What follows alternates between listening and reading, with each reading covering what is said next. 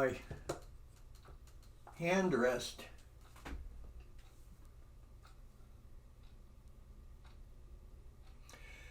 and the thing I try to not lose the drawing. So you know, I've got these light and dark spots from the underpainting, and I'm very carefully going in here to put a layer of color on. I'm not trying to make it perfect, I'm just trying to get close. The layer beyond this will be much more precise. So look, just this area around the mouth. Let me see if I can get in real close here. Might be better to show you the palette a little bit. Okay, so see if I can do this. I'll hold the camera with one hand. Try it like this. Well,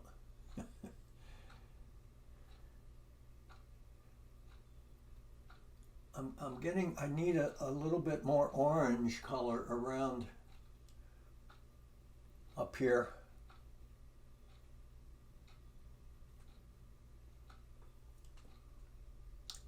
And now when I look at my Photoshop screen, you know, I see those subtle differences of color.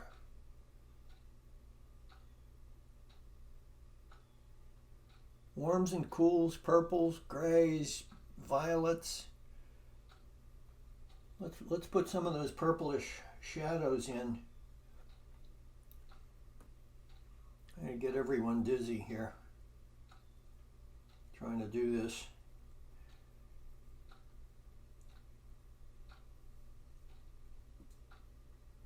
I'll just go a little further here with purple. See, so these purples, they're actually brownish purples. I don't want to make them pure purple. I'll add a little brown to it. Burnt umber.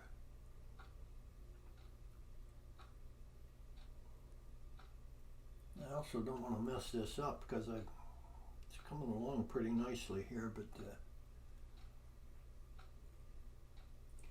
so all these, it's like a mosaic, essentially. You know, it's like a mosaic of little patches of color.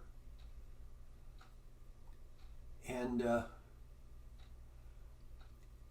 I essentially try to put them on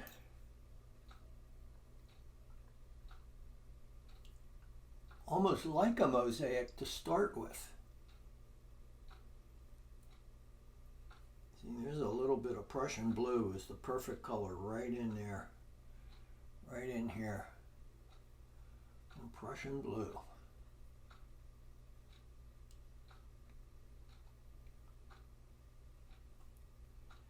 Temptation is to use it more than you should.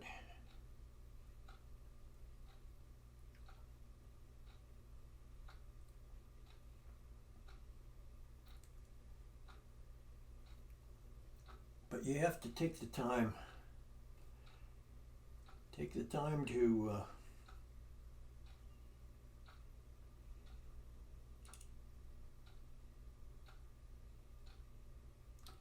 squinting my eyes, I'm seeing, okay, this part down here is darker than the part that's in light, but it's considerably lighter than the shadow areas up here.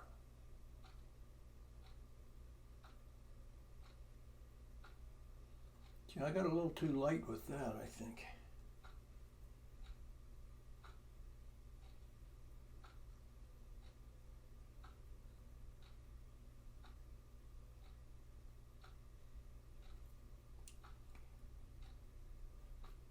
Now, the underside of that chin, I'll put this back up here so I can have both hands free. The underside of the chin,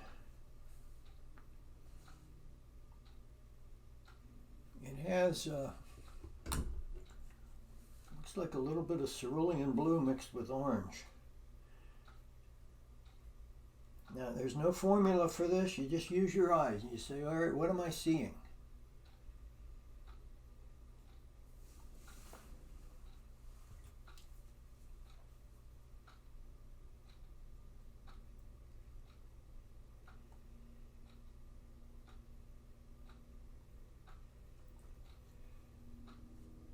gets a purplish blue as it goes back here, makes this curve.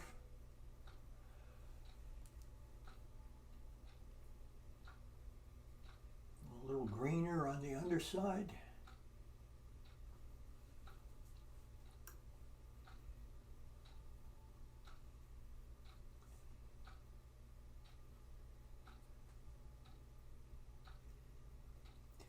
Like when you look at an area like the dividing line between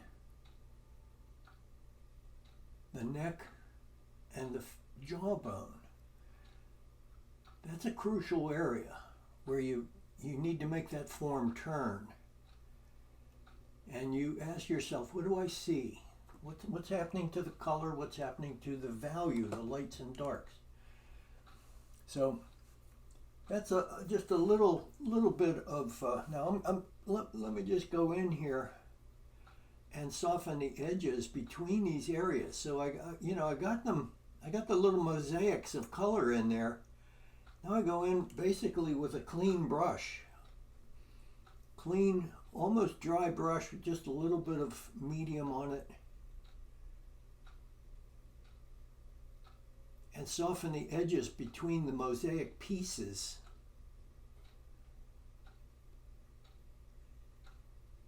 Because there's, except when there's a real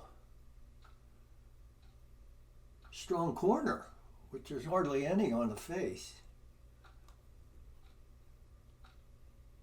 you wouldn't see a strong change of shadow, light and shadow. You just see a soft transition from one to another.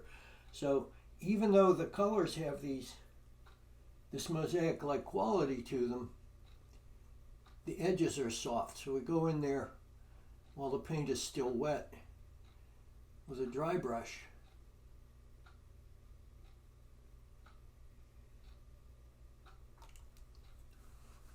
And soften the edges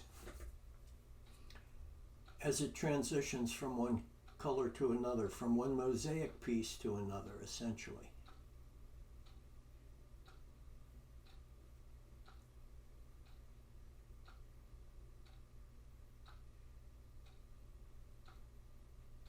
This is like an important step right here.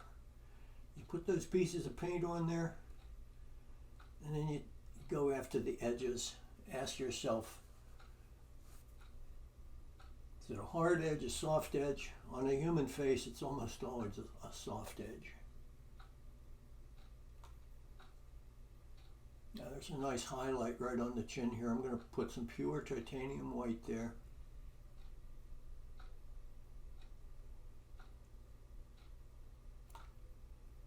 That'll make that pop out.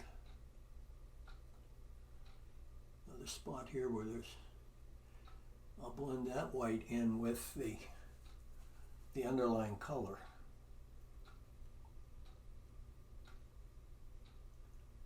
Okay, more on Zoom. More to come on Zoom.